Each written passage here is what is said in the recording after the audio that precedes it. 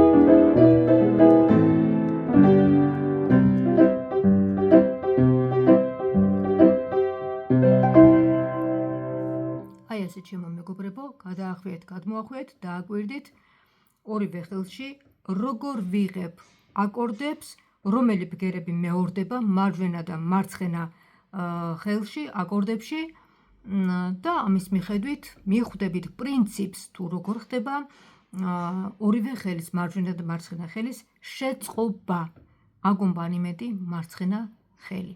ძირითადად არანჟირება, აკომპანიმენტი ხდება მარცხენა ხელით, მარჯვენა ხელით კი მელოდია. მელოდია მიყავს მარჯვენა ხელს. აი ასე, მომავალ შეხვედრამდე.